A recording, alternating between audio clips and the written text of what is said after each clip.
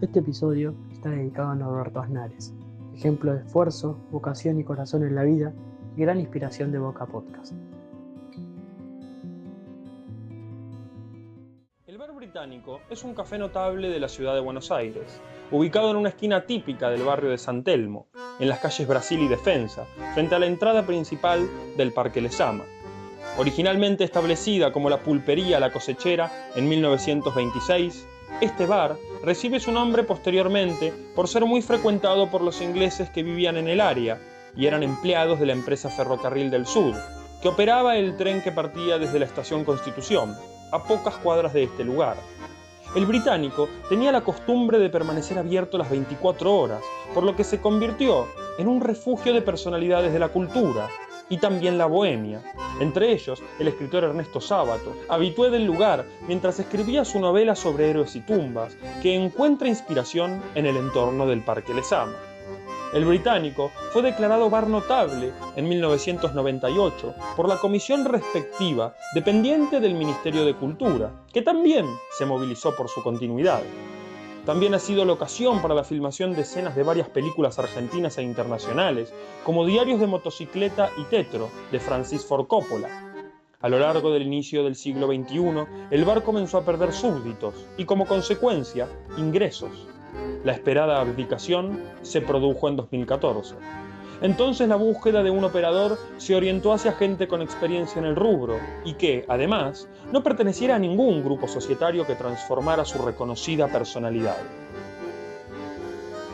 Una serie de casualidades determinó que la decisión recayera en otras tres personas, hermanos en este caso, los Aznares, hijos del vasco Pedro Aznares, llegado al puerto de Buenos Aires, allí cerca del Parque Lezama, en 1955. Gonzalo Aznares es quien porta la corona del Cuarto Imperio Británico. Tiene 36 años y hace una década tomó las riendas del bar. Pero había comenzado a trabajar con su padre cuando apenas tenía 10. Hoy acumula un cuarto de siglo de experiencia. En esta oportunidad, charlamos con él en Boca Podcast para comentar la increíble experiencia de manejar un bar histórico y compartir sus conocimientos en gastronomía. Bienvenido, Gonzalo. Muchas gracias por invitarme acá al Bar Británico. No, por favor. La primera pregunta que tenía era ¿cómo nace tu historia familiar dentro de la gastronomía? Entiendo que desde muy chico. Sí, mira, te cuento un poco. Mi viejo, yo soy hijo de vasco. Mi viejo vino en el año 55, bajó del barco y como todo inmigrante español, se puso por intermedio de contacto, se puso a laburar en la gastronomía. La gastronomía argentina está básicamente nutrida de inmigrantes españoles e italianos. Y así como todo inmigrante que lo albergó la Argentina, empezó con la gastronomía. Y ahí fue, bueno, desde ahí empezó a generar su historia, involucrarse con el laburo, de a poco, a raíz de mucho esfuerzo, mucho poner el lomo, porque la gastronomía, el gran secreto de esto es poner el lomo, fue ascendiendo, ganando lugares importantes, de importancia, sobre todo construida desde el valor de la palabra, donde le depositaba confianza, y esa confianza después la transformaba en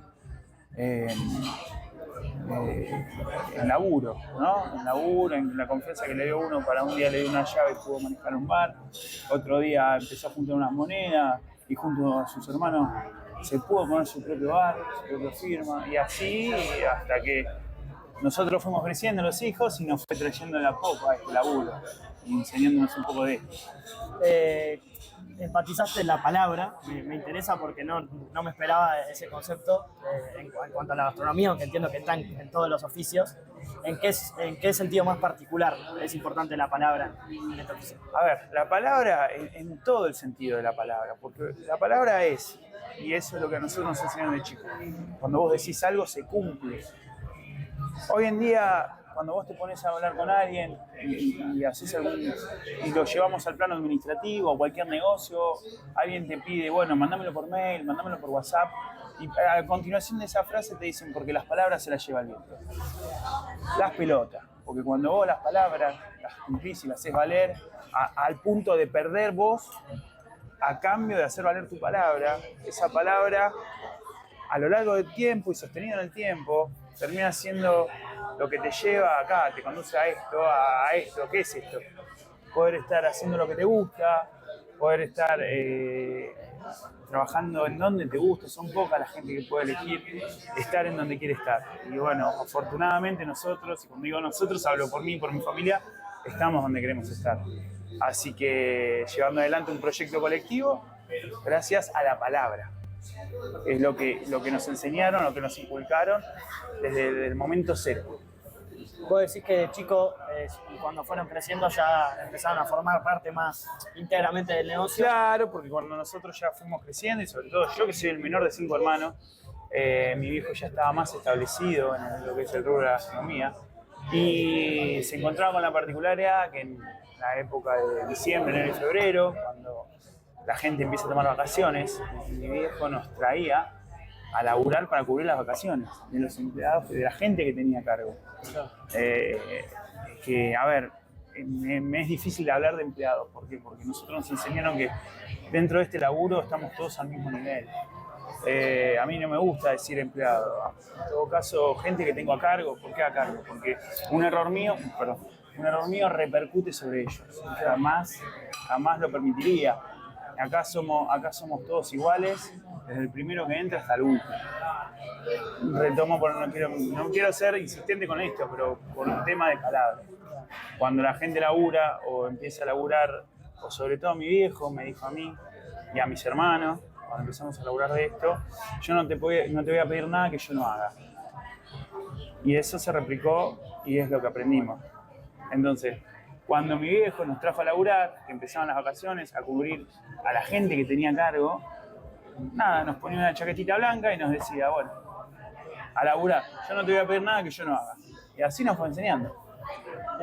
No sé la gastronomía más moderna, pero ¿ves en este oficio algo distinto en los dueños o en los jefes, que hay más horizontalidad, digamos? El laburo es para todos los El laburo, y es por lo distinto. menos a mí me gusta, en esta actividad, cada casa es un mundo.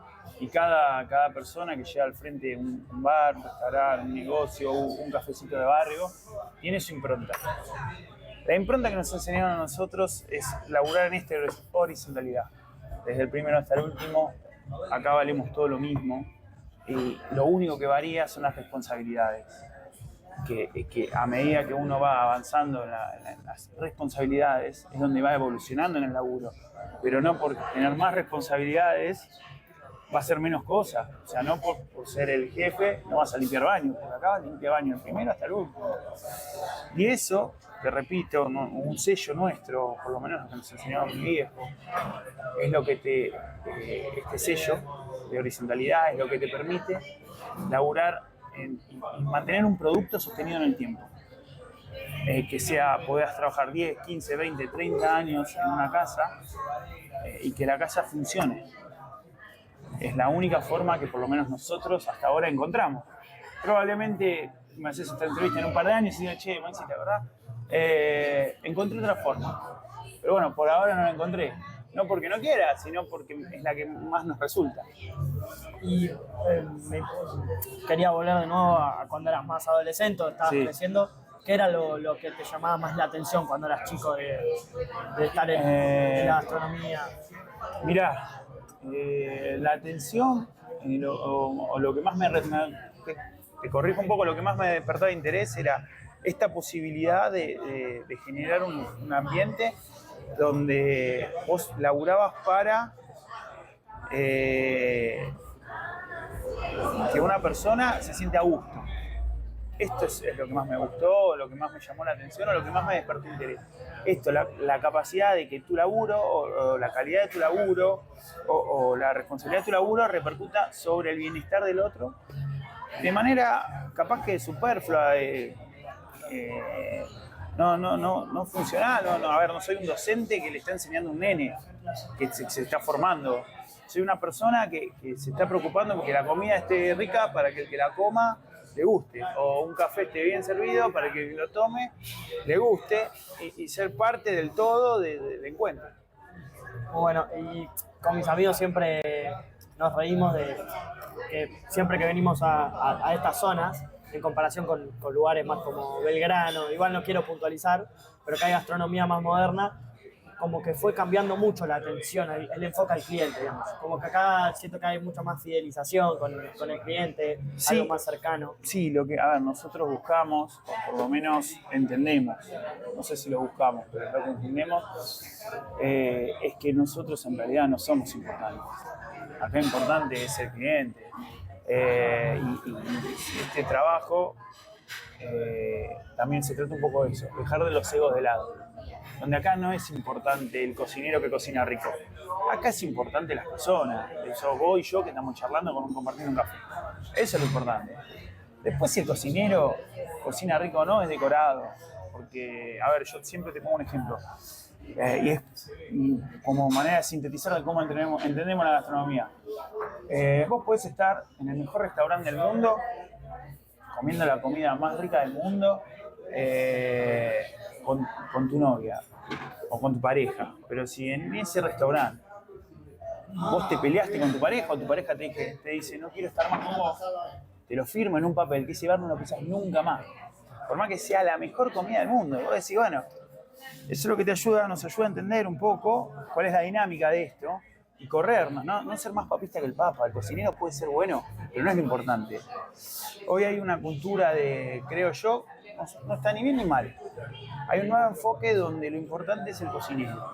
Lo importante es el barista, el que te hace el café. Lo importante es lo superficial. Pero en realidad nosotros vivimos este rubro siendo parte, como te dije antes, de acompañar el momento. Somos eso, somos decorados. ¿Me explico? Que lo importante es lo que pasa en una mesa. ¿Está bien? Ahora, que el de afuera pueda hacer que sea mejor esa charla, totalmente. Porque si vos vas en un lugar donde la pasaste bien, la charla fue buena, conociste una chica, no sé, te enteraste de una buena noticia, y encima la comida estuvo rica, volvés.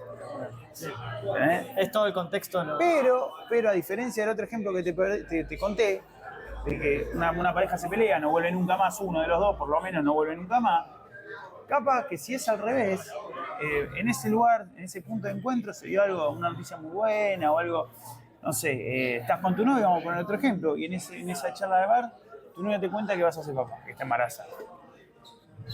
Y fue una noticia recibida con mucho amor. Bueno, obvio vas a volver. Por más que comas no muy bien, vas a volver porque decís acá y después vas a volver con tu hijo porque vas a decirle acá fue donde tu mamá me dijo que estaba embarazada de vos y después tu hijo va a volver acá. Entonces, para mí una cosa acompaña a lo otro, pero sin dejar de lado que no somos tan importantes. Entonces eso es lo que por ahí nos garantiza este laburo, ¿no? Nuestra forma de laburar, que siempre tengamos más o menos, pero siempre podamos laburar. Y más allá de, me encantó, la verdad, es muy buena respuesta y era una pregunta que esperaba hacer, también notan como que para algunas personas, incluso pienso en gente más grande quizás, es como un lugar para sentirse, como en su conectar casa, con uno mismo. como un punto de encuentro. Y claro, porque pasa esto. Nosotros vemos la gastronomía como forma de acompañar momentos. Esos momentos son lo que le sucede a una persona y mucha gente que ves que viene acá, te repito, puedo estar yo, capaz el día de mañana no esté Mayo y la gente va a venir igual. Porque no somos nosotros, es el lugar. El tema es entender cómo podés adaptar, que fue lo que nos pasó. Por ejemplo, nosotros cuando llegamos a este lugar, veníamos de una gastronomía de microcentro, una gastronomía de lunes a viernes, donde la gente cortaba para comer en la oficina y tenía que comer y irse porque tenía que volver a laburar. Otro tiempo, Entonces nosotros llegamos acá y teníamos ese chip incorporado, donde a la gente le dábamos de comer y ya la queríamos despachar. O sea, ya le queríamos retirar los platos, ya le queríamos llevar el postre rápido, le queríamos atender rápido. Y mucha gente me decía, no, pará, loco, pará que estoy comiendo, pará que estoy charlando. O te decía, ¿qué, me estás echando?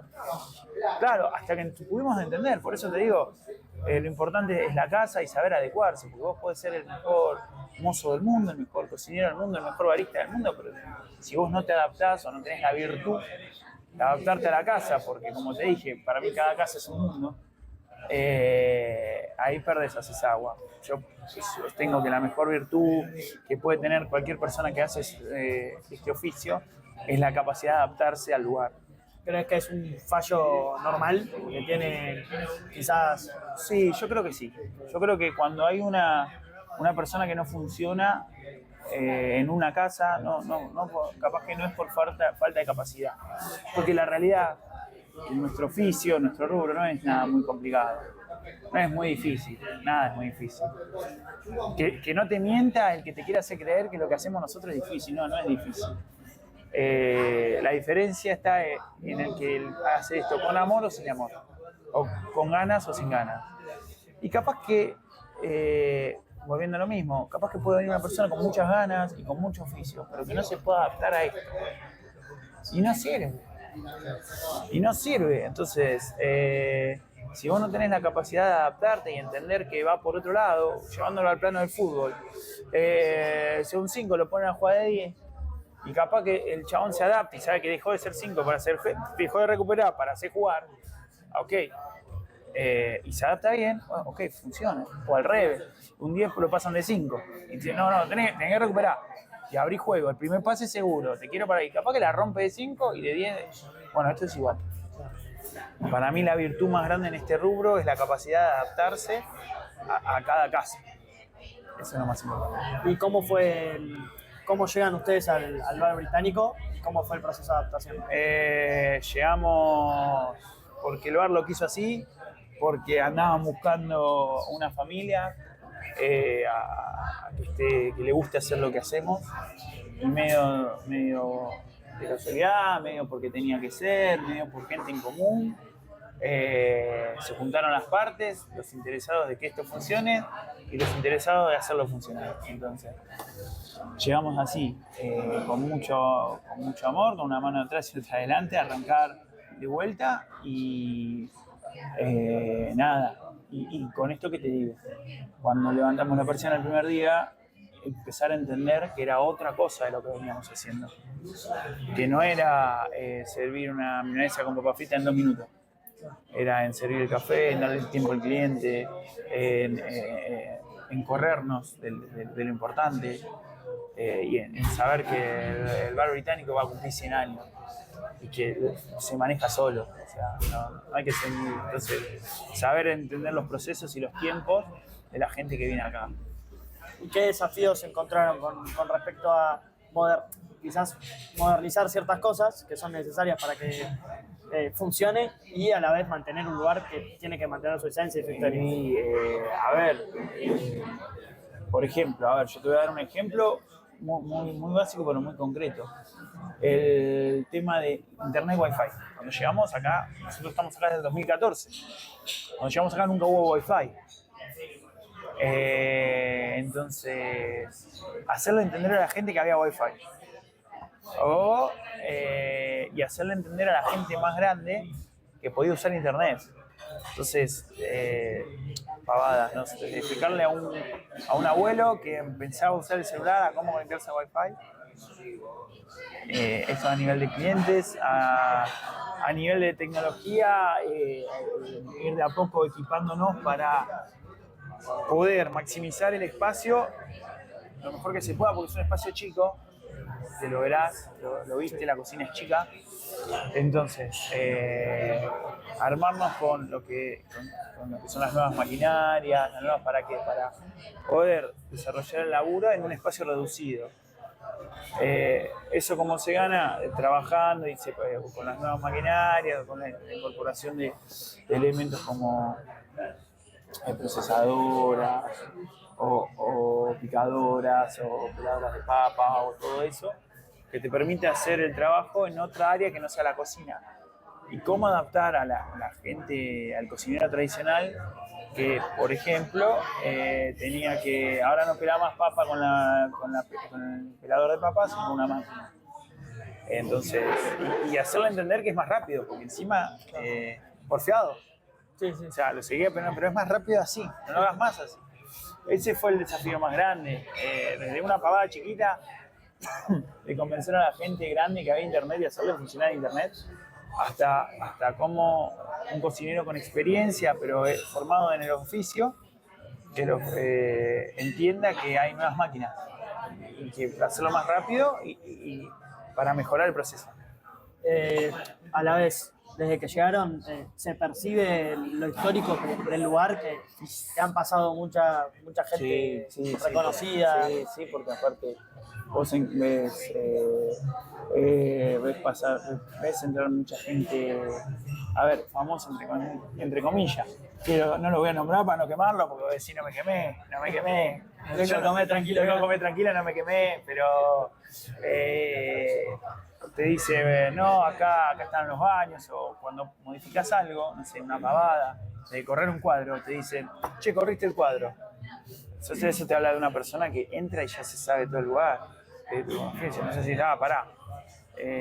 Y después te empieza a contar el detrás de escena, de todo lo que vivió, de todo lo que hacía, de las reuniones que había acá, en la década de los 80, cuando la gente se escondía de la dictadura, de las luces de la capital, acá se generaban puntos de encuentro donde salían cosas muy interesantes que nadie podía contar y después vuelven a vos o lo vuelven a revivir por lo que antes estábamos hablando. Que la gente se apropia del lugar tanto que lo siente como parte de su casa, que también lo necesita compartir con el mozo de turno, con el cocinero de turno, con el cajero de turno. Entonces, estando acá te vas enterando de ciertas cosas, de cómo empezó una canción, de cómo empezó la idea de contratar un jugador de fútbol. Y vos decís, ok, no es mentira porque vos después lo asociás a los datos de la realidad y los... ¿Cuántos despidos, no? Seguramente se habrán dado. ¿Cuántos despidos? ¿Cuánto? Nada. Desde lo político hasta el plano cultural, que se gestó en una mesa de bar y después se llevó a la realidad, pero bueno, el bar funcionó como acompañante, como te hablaban. El bar no era lo importante era lo que sucedía en la mesa y el bar acompañante. Y a la vez es un punto de Buenos Aires muy turístico, digamos, acá en San Telmo. ¿Cómo se adapta el saber que la comida, el saber que hay mucho turista, pero a la vez que tenga la esencia local y también... Claro, a ver, uno de nuestros puntos fuertes también es entender eso, que nosotros atendemos al vecino del San Telmo. Y que el turista que quiere venir al bar británico se va a encontrar con la misma comida que come el vecino de San Telmo. Entonces, también eso es un poco lo lindo, ¿no? Que la gente viene, el turista que viene de Inglaterra, que viene de Europa, que viene de España, que viene de Estados Unidos, que es atendido como es atendido un vecino de San Telmo. Con el mozo que no habla inglés, puedo decir, no, como un mozo no, el mozo no habla inglés. Bienvenido al británico, el bar británico, pero el mozo no te habla inglés. El mozo te entiende, porque es una virtud del mozo, que a pesar de que no es bilingüe, él te entiende todos los idiomas. Come la comida que come la gente local, paga lo que paga la gente local, porque no son precios diferenciados. Y se lleva esa experiencia.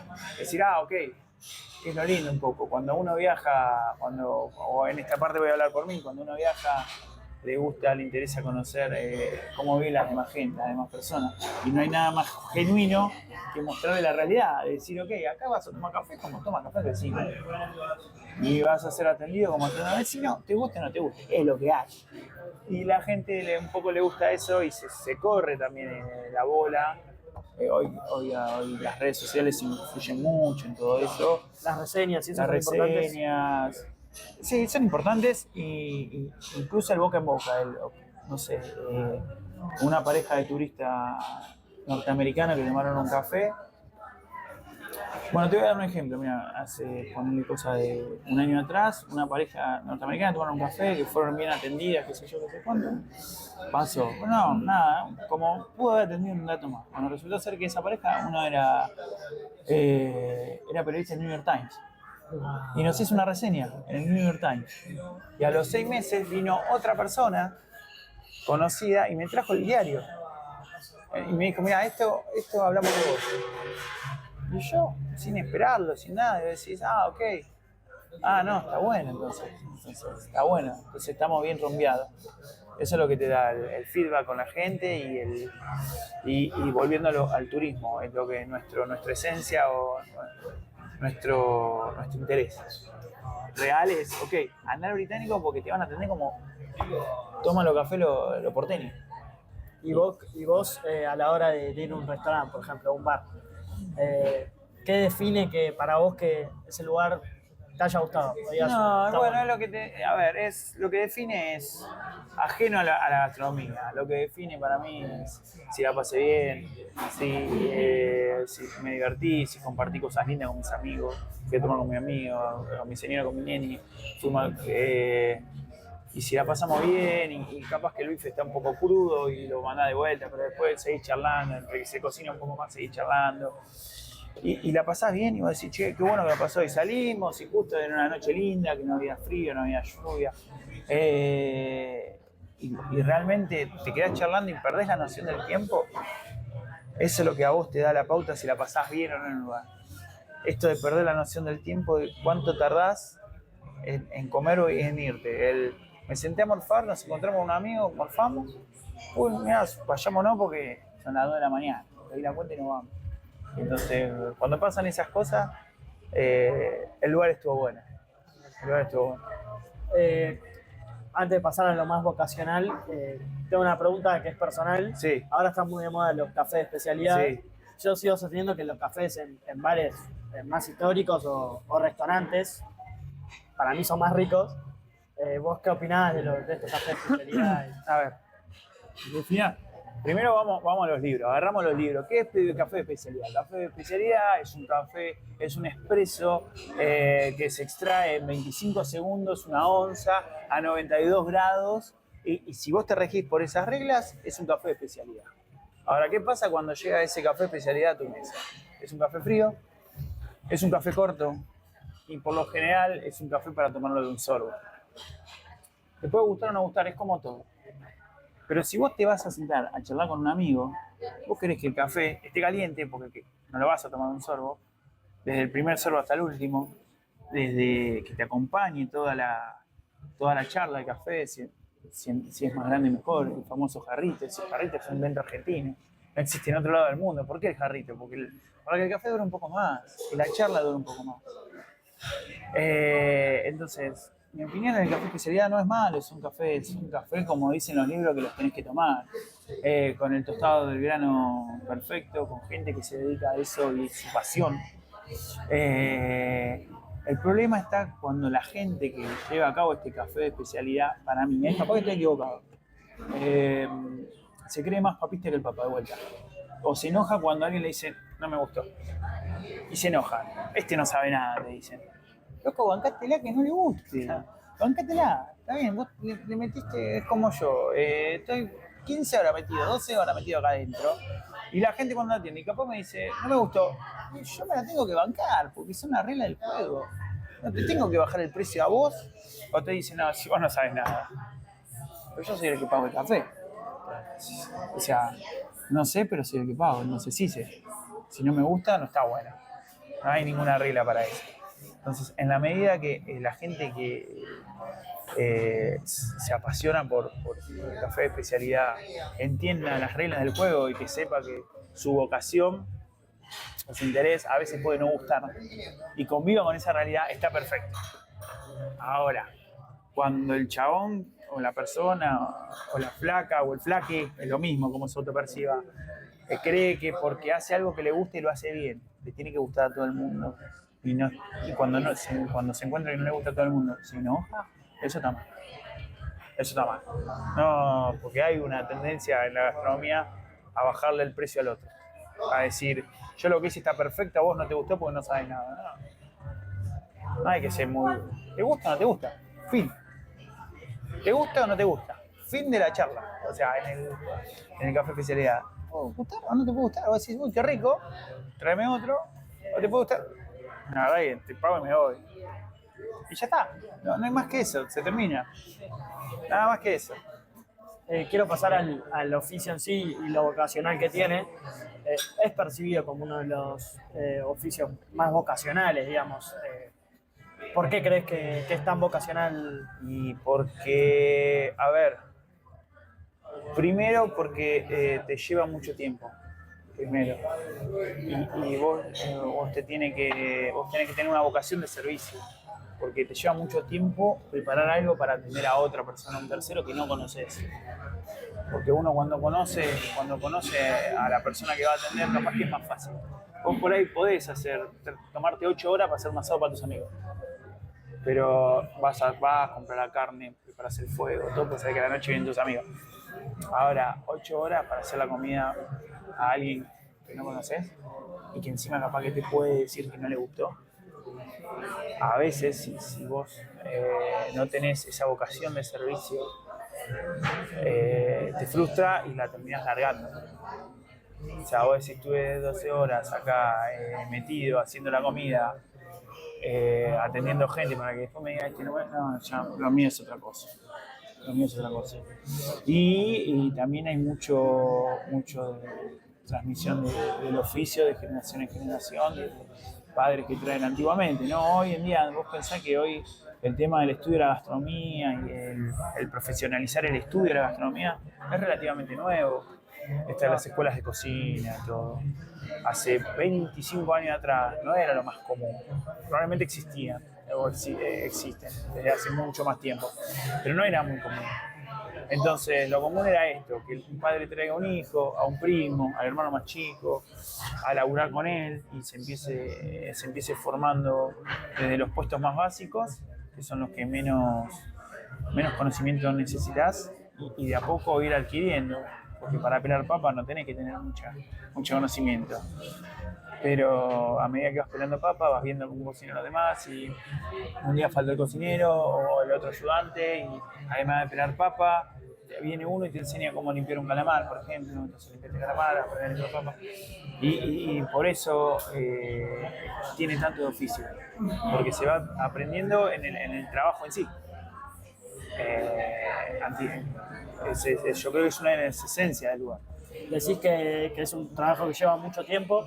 ¿Cómo es un día de abrir el bar y ya, toda la a ver, vos arrancas un día, por ejemplo, un turno cuando venís a abrir, vengo a las 5 de la mañana, levantas las persianas, baldías la vereda, acomodas las mesas, prendes la cocina, prendes la tostadora, revisar la máquina de café que funcione y empezás a ver cuáles son la comida que vas a cocinar el día. Empezás a llamar a los proveedores, qué te van a traer, qué no te van a traer, qué pasa si vos pediste algo que no te va a venir, cómo modificas las cosas. Y en el interín que haces todo eso, los compañeros de laburo tuyo empiezan a venir.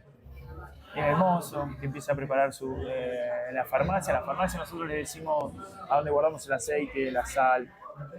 Empieza a preparar los aceiteros, empieza a cortar los limones, empieza a preparar la factura, las acomoda viene la factura, se acomoda la factura, se revisa ese café, se llama proveedor de café,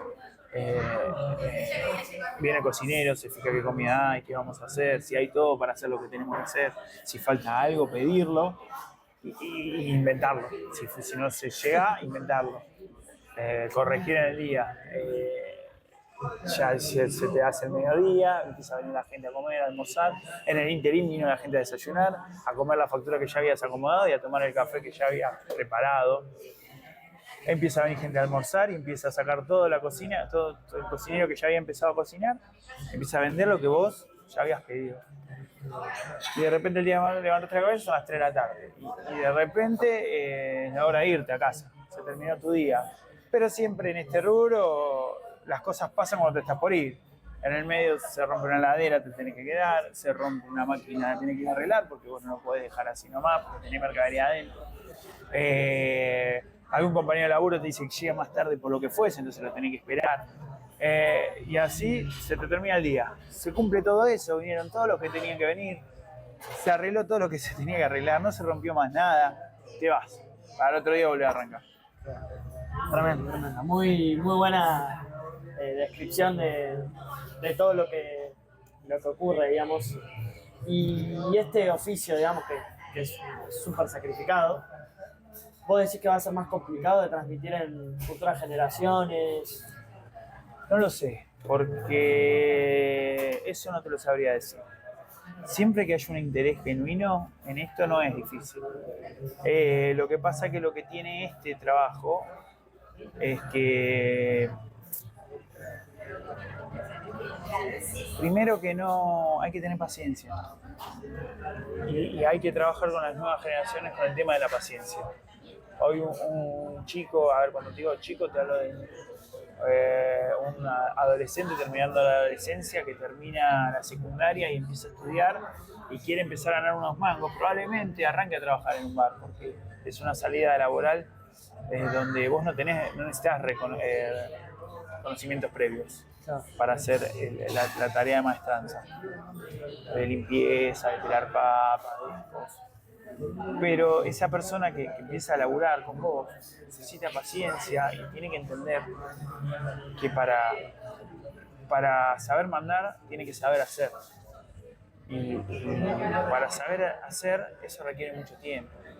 Poder entender que las cosas hay que hacerlas bien, prolijas, porque estás limpiando verduras, estás limpiando lechuga, que a una persona me parece una boludez, pero es súper importante, tiene que estar bien hecho. Porque no puede, como este chico que recién arranca, requiere mucha paciencia para hacer de manera repetida todos los días y que le salga bien. Por lo general hoy eso se está perdiendo. Hoy te encontrás con que los chicos arrancan a laburar, este primer laburo, y no duran más de 2 o 3 meses porque esta paciencia no la tienen. Porque no entienden que esto es así o porque es así. Hablo desde la experiencia, ojo, no quiero generalizar porque hablo de la experiencia de lo que yo vivo acá, ¿no? De lo que yo me encuentro con las realidades que cuando nos toca contratar a una persona. Y volviendo y haciendo hincapié en la primera pregunta original, que era cómo lo ves transmitiendo en las siguientes generaciones. En la medida que vos encuentres una persona que tenga oficio, que tenga paciencia, que entienda que esto es a largo plazo, que entienda que si se rompe el orto sostenido en el tiempo va a llegar a buen puerto. Esto va a seguir continuando. Si vos encontrás gente que quiera trabajar y que entienda que si se rompe el orto sostenido en el tiempo va a llegar a buen puerto, esto va a continuar, porque la inmediatez no te lleva a nada, puede ser un parche, puede ser, yo te digo, y lo vuelvo a llevar al plano que conozco, que es esto: si vos tenés un mozo que atiende rápido y que es bueno, que es rápido, que se acuerda de todos los pedidos, todo. Pero ese mozo no puede sostener un horario de trabajo, o no puede, vos sabés que llega un sábado o un domingo y el pibe no viene a laburar porque se queda dormido. Ese mozo, por más bueno que sea, no puede continuar en una casa, o por lo menos en esta casa. En cambio, por el otro contrario, una persona que recién arranca y viene, y no falta, y se equivoca, pero aprende. Y un día, y durante el mes, arrancó el primer mes, en una hora pelaba 5 kilos de papa, y terminó el mes en una hora pelando 6 kilos de papa. Ojo, ¿entendió?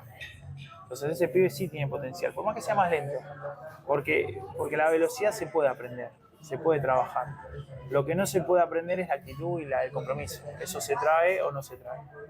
Entonces, en la medida que las nuevas generaciones, ¿qué lo van a tener? Y el desafío nuestro es encontrarla a la gente con estas cualidades para poder trabajar. Yo creo que se va a poder seguir transmitiendo de generación a generación o de persona a persona, o lo que fuese, pero yo creo que aparte es un lugar donde la inteligencia artificial creo que por ahora no puede llegar. Claro, es verdad. No puede llegar, porque... O sea, en cosas muy puntuales, pero no en el servicio. En la esencia sí. No en la esencia sí, entonces yo creo que también es la capacidad de las personas o de las siguientes generaciones en ver que la capacidad de empatizar con el otro, no sé, en una máquina no está. Entonces, yo creo que todas las vocaciones relacionadas con la vocación de servicio van a seguir estando, van a permanecer. El resto se va a empezar a trasladar.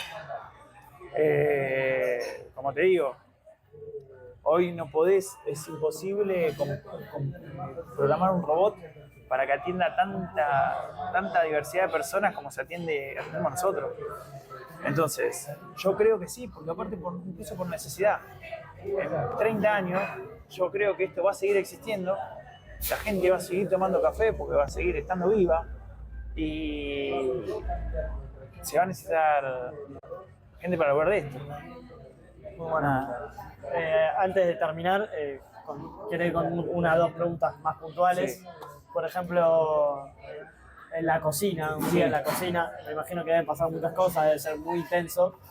Me imagino, por ejemplo, la serie El Oso, no sé si la viste. Bueno, El Oso es una serie que se asemeja, muchos son de las pocas series que se asemejan a la realidad. De cagarse a puteada, de sacar el quilombo, el orden en el caos, porque es un quilombo, que te viene todo junto, que el mozo te pide todo junto, que hay que sacar toda la comida, y dentro de todo ese caos encontrar un orden, y es una dinámica bastante particular, que también vos te vas haciendo esa dinámica, porque cuando uno se empieza a interiorizar en este rubro, y como te dije, el pibe que estaba pelando papa, pela papa y de reojo ve todo lo que está pasando. Y al principio, ¿cómo pueden laburar así?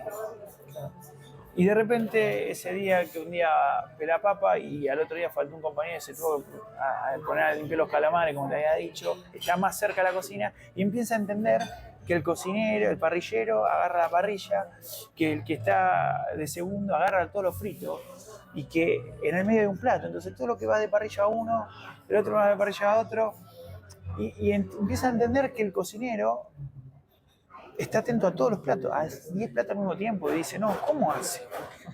Y después un día se acerca un poco más porque tiene que estar ahí lavando los platos, qué sé yo, y empieza a entender donde el cocinero empieza a relacionar, a usar la cabeza relacionando lo que vende. O sea, sabe que le pidieron 5 bifes y sabe que son los 5 con guarniciones diferentes. No se acuerda muy bien qué guarniciones, pero sabe que los 5 son diferentes. Entonces apoya en el que está de segundo y ve que puso una ensalada, puso una papa frita, puso un puré de papa, puso un cosa. Ahí están los 5 bifes. Entonces dice, pum, relacionó. Ah.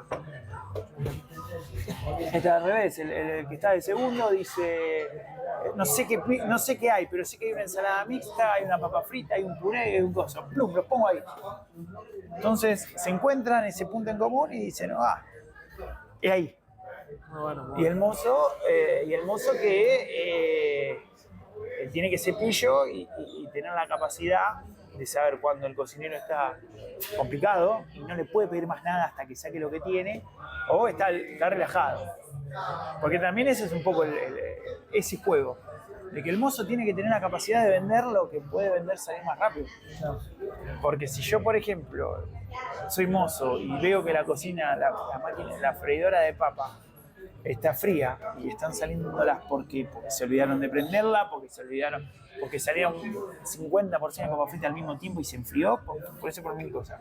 Tengo que ser pillo y decir, no, frita no voy a sacar. Y vos me decís, Maxi dice, no, sí, te pido un bife con papa frita. Y yo te digo, no, ¿sabes, Maxi? Comete puré, está bueno. Sabe puré. Entonces va el mozo y le dice al cocinero, sacamos un bife pero con puré. Y el cocinero le va a querer besar el orto de lo contento que va a estar, porque sabe que no lo va a atorar. Entonces, por eso se trata de... Hay trabajo en equipo. Hay un trabajo en equipo y una dinámica en equipo constante. De que el cocinero tiene que estar viendo qué es lo que hace el cocinero, el mozo viendo lo que está haciendo la cocina. El cocinero viendo lo que está el mozo, porque a veces el mozo está atendiendo y el cocinero, por intuición, ya sabe lo que va a vender el mozo. Por intuición. Este tiene cara de milanesa. Y eso pasa. Muy bueno. Este tiene cara de bife de chorizo y vas tirando un bife. De última, si no se vende, se retira de la parrilla y se termina cocinando cuando lo pida. Este tiene cara de milanesa napolitana. ¡Pum! Mete milanesa napolitana. Uy, esa se va a comer una ensalada y acá Luján. Y ya te la pones a armar. Entonces, si tiene esa virtud, el cocinero, el mozo, que es algo que nosotros hacemos mucho hincapié a la hora de buscar gente y a la hora de formar gente, sale redondo todo el laburo. Pero existe así como volviendo al plano del fútbol, así como el 10 la tira al vacío porque sabe que el 9 va a cortar, esto es igual. El mozo ve que está complicado el gozo y al cliente le cambia la versión. Porque el cliente, volviendo al inicio, no está preocupado en sí por lo que va a comer. El cliente está preocupado por pasarla bien con un amigo que está charlando.